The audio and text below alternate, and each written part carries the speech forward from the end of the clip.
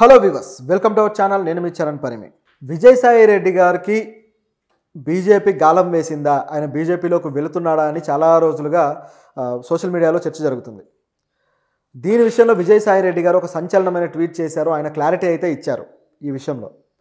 So ఆ tweet ఏంటంటే, నిజానికి ఆయనకు సంబంధించి ఆయన గవర్నర్ పదవి ఇస్తారు బీజేపీలోకి వెళితే అన్న వాదన కూడా కొద్దిగా నడుస్తూ ఉంది. సో ఈ విషయంలో జగన్ అయితే ఆయన మీద పీకల దాకా పెట్టుకొని ఉన్నాడు, ఇక బీజేపీతో తాడో పేడో అన్నట్టుగా మారుతుంది అని సోషల్ మీడియాలో ఆర్టికల్స్ కనిపిస్తూ ఉన్నాయి. కొంతమంది వైసీపీ నాయకులు అయితే విజయసాయి రెడ్డిని డైరెక్ట్గా ఇండైరెక్ట్గా తిట్టడం మొదలెట్టారు సోషల్ మీడియాలో. అయితే ఈ పరిస్థితి ఈ విధంగా ఉంటే మరి ఇది ఎంతవరకు నిజం, ఎంతవరకు దీంట్లో వాస్తవాలు ఉన్నాయనేది గమనించి చూద్దాం.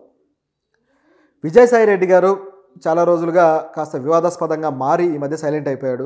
ఎప్పుడైతే ఆ వివాదం ముగిసిన తర్వాత నుంచి కూడా ఆయన బీజేపీలోకి వెళ్తానని వాదనలు వచ్చాయి. నిజానికి ఆ వివాదం కానీ ఆయన ఏదైతే ఆ దేవాదాయ శాఖకి సంబంధించి ఆ శాఖలో చేసిన అక్రమాలు, లేకపోతే ఆ శాఖకు సంబంధించి ఒక శాంతి అనే వ్యక్తితోటి ఆయనకు ఒక సంబంధం ఉన్నట్లుగా, అలాగే ఆ బిడ్డకి ఆయన తండ్రి అన్నట్టుగా విపరీతంగా ఆ మీడియాలో ప్రొజెక్ట్ అయింది. సో ఆయన ఎవరైతే ఆ మీడియా ఇట్లా రియాక్ట్ అయ్యారో వాళ్ళందరి మీద ఆయన కేసులు పెట్టడానికి కూడా సిద్ధమయ్యాడు. సో మీరు డిఎన్ఏ టెస్ట్కి వెళ్ళమంటే నేను ఎందుకు వెళ్తానని చెప్పి ఆయన దబాయించాడు. ఈ విధంగా జరిగింది. సో అందరి వెర్షన్లో మనం ఆల్రెడీ మాట్లాడేసాం. ఆ కేసు విషయంలో ఒక్కొక్కరిది ఒక్కొక్క రకంగా ఉంది. మరి దాంట్లో క్లారిటీ ఎవరు ఇవ్వలేకపోయారు. కానీ అది వాళ్ళ పర్సనల్ వ్యక్తిగత విషయం అవ్వడం వల్ల ఎవరు వాలంటరీగా వెళ్ళి కేసులు ఈ విషయంలో నాకు న్యాయం చేయండి అని వచ్చి కేసులు పెట్టకపోవడం వల్ల అది ఆ విధంగా సమసిపోయింది. లేకపోతే పోలీసులు తేల్చేవారు, నా బిడ్డకు తండ్రి పలానా వ్యక్తి అని. ఎవరైనా ఆవిడ కానీ కేసు పెట్టుంటే అది ఒక కొలిక్కి వచ్చేది. కానీ కేసు ఏది పెట్టలేదు కాబట్టి ఎవరికి తండ్రి ఎవరు ఏంటో క్లారిటీ ఉంది వాళ్ళకి ఇంటర్నల్గా. ప్రతిపక్షాలకి వీళ్ళు కౌంటర్లు వేయడం కోసం మాత్రమే ప్రతిపక్షాలు కొద్దిగా రేజ్ చేసేసరికి వాళ్ళు బయటకు వచ్చి ఇంకా ఆ విషయాలని మాట్లాడాల్సి వచ్చింది. అయితే దీని అంతటి వల్ల విజయసాయి రెడ్డి గారికి ఇమేజ్ డ్యామేజ్ బాగా జరిగింది. దాంతోపాటు వైఎస్ఆర్సీపీ పార్టీకి కూడా బాగా డ్యామేజ్ జరిగింది. సో ఈ పార్టీలో ఇంత పనికిమాలిన నాయకులు ఉన్నారా అని. నిజానికి కొంతమంది నాయకులు కొద్దిగా దువ్వాడ లాంటి వాళ్ళు, అలాగే పేర్ని నాని, లేకపోతే కొడాలి నాని, సో వీళ్ళ విమర్శలు కావచ్చు, లేకపోతే ఈ దువ్వాడ ఎఫ్ఐఆర్ కావచ్చు, అదేవిధంగా అనంతబాబు మొన్న జరిగిన అనంతబాబు కావచ్చు, వీళ్ళందరూ ఒక తరహా నాయకులు. నెంబర్ 2 ప్లేస్లో ఉన్న నాయకుడు అంటే కొద్దిగా ఇదే కదా. అలాగే జగన్కి షాడోగా ఉన్న సజ్జల గారు, ఇప్పుడు ఆయన కూడా ఒక న్యూస్ బయటకు వచ్చింది. ముంబై హీరోయిన్ విషయంలో ఒక టాపిక్ అయితే నడుస్తూ ఉంది. సో ఇలాంటి వ్యక్తులు అంటే జగన్కి రైట్ హ్యాండ్ లెఫ్ట్ హ్యాండ్ లాగా ఉండే వ్యక్తులే ఇలాంటి ఇష్యూస్లో ఎఫ్ఐఆర్స్లో వాళ్ళ పాత్ర ఉంది అంటే అది చాలా డ్యామేజ్ చేస్తుంది పార్టీకి. వాళ్ళ నాయకుడు వీళ్ళని ఎందుకు ఈ విధంగా వదిలేశాడు, సో అధికారాలు ఉపయోగించుకొని ఇంత ఆడవాళ్ళ మీద ఇలాంటి ఇది ప్రదర్శిస్తారా అని చెప్పేసి విమర్శలు వస్తాయి. పార్టీ చాలా వరకు ఆ విషయంలో డ్యామేజ్ అయింది, అది ఒప్పుకొని తీరాలి. కాబట్టే జగన్ ఇప్పుడు విజయసాయి రెడ్డి గారిని దూరం పెడుతూ వచ్చారు. ఆ ఇష్యూలో కూడా ఆయన ఏమీ స్పందించలేదు. విజయసాయి రెడ్డి నిజాయితీపరుడు అని చెప్పి జగన్ నోరు తెరిచి అన్నది లేదు. కావాలనే ప్రతిపక్షాలు కుట్ర చేస్తున్నాయని అన్నది లేదు. సో ఈ మౌనమే దీంట్లో కొంత ఆధారం పట్టిస్తుంది. ఎందుకంటే కొంతమంది నాయకుల విషయంలో ప్రతిపక్షాల కుట్ర అది ఇది అని చెప్పి మాట్లాడిన సందర్భాలు ఉన్నాయి. కానీ ఈ విషయంలో మాత్రం అలా మాట్లాడలేదు. ఇప్పుడు పిన్నెల్లి విషయంలో అయితే ప్రతిపక్షాల కుట్రని డైరెక్ట్గానే అన్నాడు, వెళ్ళి జైలుకి వెళ్ళి ఆయన కలిసి వచ్చాడు. కానీ విజయసాయి రెడ్డి విషయంలో కానీ లేకపోతే మిగతా వాళ్ళ విషయాల్లో మాత్రం అట్లా స్పందించలేదు. సో దీంట్లో కొంత నిజం ఉంది అనే దానికి అదొక ఎగ్జాంపుల్ అయితే, రెండోది వచ్చేసి విజయసాయి రెడ్డికి సంబంధించిన ఏదైతే ఆ న్యూస్ ఉందో దాని విషయంలో ఎక్కువగా సాక్షి పత్రికే వార్తలు రాస్తూ వచ్చింది. ఆ నెగిటివిటీ అనేది మిగతా పత్రికలతో పోటీపడి మరి రాశారు ఎనాలిసిస్. సో దాంతో ఆ పార్టీకి అలాగే ఆ పత్రికకి అన్నిటికీ ఆయన దూరం జరిగినట్టు అయిపోయింది. సో వాస్తవంగా కూడా వాళ్ళిద్దరి మధ్య కొద్దిగా గ్యాప్ అనేది ఉంది అనేది ప్రచారంలో ఉంది.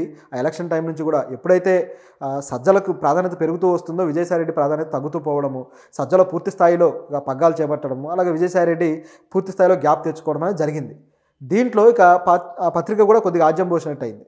చివరికి ఏమైపోయిందంటే వీళ్ళ మధ్య పూర్తిస్థాయి గ్యాప్ వచ్చేసి ఇక ఈయన బీజేపీలోకి వెళ్ళిపోతారు అనే పరిస్థితి వచ్చింది. సొంతంగా ఛానల్ కూడా పెడతానని చెప్పేసి వేరే వార్తలు కూడా మనం చూసాం. ఆయన కూడా అన్నాడు, నేను ఛానల్ పెట్టాల్సిందే, గతంలో జగన్ చెప్పడం వల్ల ఆగాను, ఇప్పుడైతే ఆగనన్నాడు. అంటే ఇప్పుడు జగన్ చెప్తే నేను వినను అనే క్వశ్చన్ ఇండైరెక్ట్గా అటువంటి ఎక్స్ప్రెషన్ ఆయన ఇచ్చాడు. జగన్ చెబితే ఇప్పుడు వినను అంటే దాని అర్థం తన అధిష్టానానికి నేను లొంగి ఉండను అనే కదా. సో ఆ అధిష్టానం చెప్పిన మాట వినట్లేదు అంటే ఆయనకు వేరే అధిష్టానం ఏదన్నా ఉందా, వేరేగా పార్టీ నుంచి బయటకు వెళ్తేనే కదా ఇలాంటి డెసిషన్ వచ్చేది అనే క్వశ్చన్లు వచ్చాయి, సహజంగా వస్తాయి కదా. సో ఇప్పుడున్న పరిస్థితి ఏంటంటే బీజేపీలోకి వెళ్తాడా లేదా అంటే ఆయన పెట్టిన ట్వీట్ ఏంటంటే, ఆ విమర్శలన్నీ ఆయనకు తెలుసు, పార్టీలో ఉన్న గ్యాప్ తెలుసు, అన్నీ తెలిసినా సరే నేను ఈ పార్టీని వదిలి వెళ్ళడం లేదు, ఎట్టి పరిస్థితిలోనూ నేను వైసీపీని వదిలి వెళ్ళను, వైసీపీలోనే ఉంటాను, వైసీపీ నా ఊపిరి అన్నట్లుగా ఆయన ట్వీట్ చేశారు.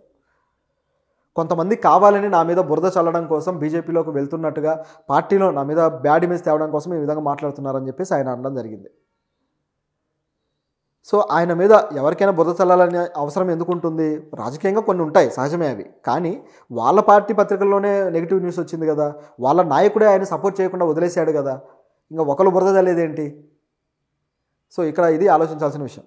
మరి ఆయనకి గవర్నర్ పదవి సంగతి ఏంటి అని చెప్పి చూస్తే, ఆయనకి గవర్నర్ పదవి ఇచ్చేంత తేరగా బీజేపీ అయితే లేదు గమనించి చూస్తే. బహుశా ఆయనకి ఆ బేరం చెడిపోయాయని మాట అన్నాడేమో అనిపిస్తుంది ఓవరాల్ గమనించి చూస్తే.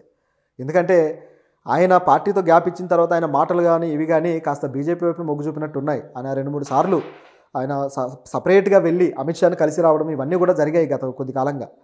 ఇవన్నీ కూడా ఒకే దానికి దారితీస్తూ ఉన్నాయి. అయితే అక్కడ వాళ్ళ మంతనాలు విఫలమై ఉండొచ్చు.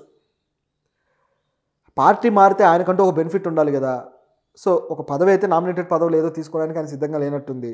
సో ఏదైనా గవర్నర్గా ఇస్తే ఒక స్టేచర్ ఉంటుందనే ఉద్దేశంలో, ఎందుకంటే ఇప్పటిదాకా పరువు పోగొట్టుకున్నాడు. ఆ పరువును తిరిగి సంపాదించాలి అంటే అందరి నుంచి, సీఎంల నుంచి కూడా గౌరవాన్ని పొందాలి. కాబట్టి అలాంటిది ఏమైనా డెసిషన్ తీసుకున్నాడేమో ఆయన. సో ఆ స్టాండ్ ప్రకారం వెళ్తే బీజేపీ దానికి అంగీకరించి ఉండకపోవచ్చు. ఎందుకంటే బీజేపీకి ఆయన స్టామినా ఏంటో తెలుసు. ఆయన ఏమి ప్రజల్లో నుంచి వచ్చి ప్రజల మద్దతుతోటి గెలిచిన నాయకుడు కాదు.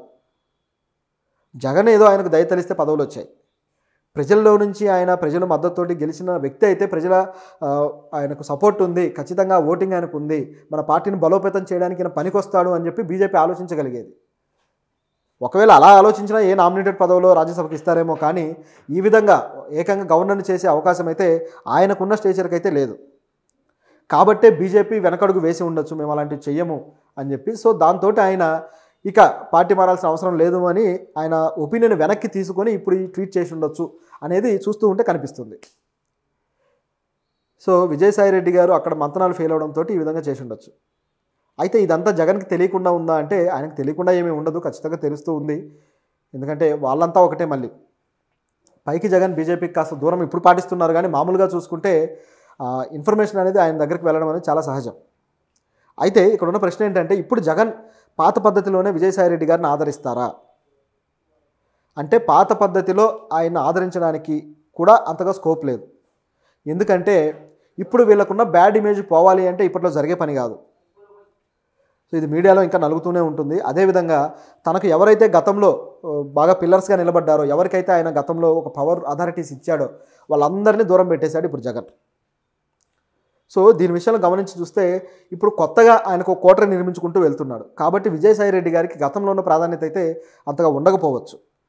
అయితే ఆయన కూడా ఊరుకోడు, ఆయన ట్విట్టర్లో ఎప్పుడూ యాక్టివ్గా ఉంటుంటాడు, ఏదో కామెంట్లు చేస్తూ ఉంటాడు. కాబట్టి ఆ తరహా ఎంకరేజ్మెంట్ అనేది ఆయన జగన్ నుంచి పొందడానికి తన ప్రయత్నం తాను చేస్తూనే ఉంటాడు. కాకపోతే మరి విజయసాయిరెడ్డి గారి ప్రయాణం ఇక ఎటువైపు వెళ్తుందనేది చూడాలి.